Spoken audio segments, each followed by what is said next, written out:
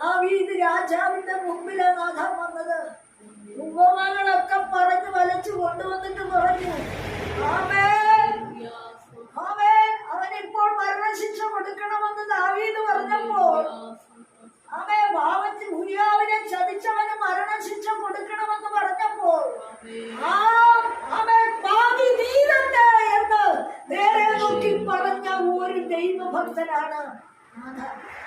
അവിടെയും രാജാവെന്നോർത്ത് ദൈവം അവൻ നാഥാൻ സോപ്പിട്ടില്ല. അയ്യോ, യുവകന്റെ വാളിന് ഞാൻ തീർന്നു പോകുമെന്ന ചിന്ത അവനെ ഭരിച്ചില്ല. സോപ്പിട്ട ആലോചന അല്ല.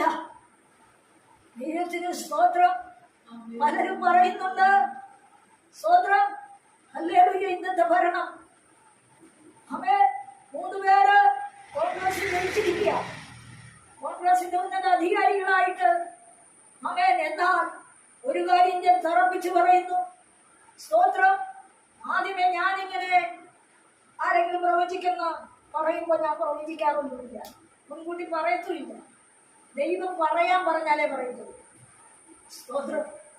പക്ഷേ എനിക്കറിയാമായിരുന്നു പരിശുദ്ധാത്മാവ് 102 സീറ്റ് അവർക്ക് വേണ്ടി ഒരുക്കുന്നത്. കാരണം അല്ലെങ്കിൽ അവർ ദൈവനാമം എടുത്ത നേതാക്കന്മാരാണ്. മാത്രമല്ല നടുവിൽ നിൽക്കുന്നവൻ മുഖ്യനായി വരുന്ന വീടി സതീശനാ. നടക്കുന്നില്ലല്ലോ.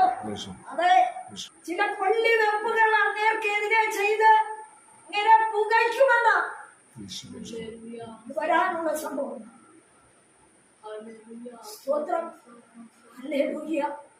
പകലിൽ ഹല്ലേലൂയ. നാഥാനേ, നിനക്ക് എവിടെ നിന്ന് കിട്ടിയ ധൈര്യം? നാഥാനേ, നീ രാജാവിനെ മുഖം കാണിക്കാൻ വന്ന് നീ യഥാർത്ഥമായ ഒരു വിടുതലല്ലേ പറയേണ്ടത്? പുകഞ്ഞിരിക്കുന്ന വ്യക്തിയുടെ മുമ്പിൽ മുഖത്ത് ചൂണ്ടിക്കൊണ്ട് നിന്റെ പുകച്ചിലിന്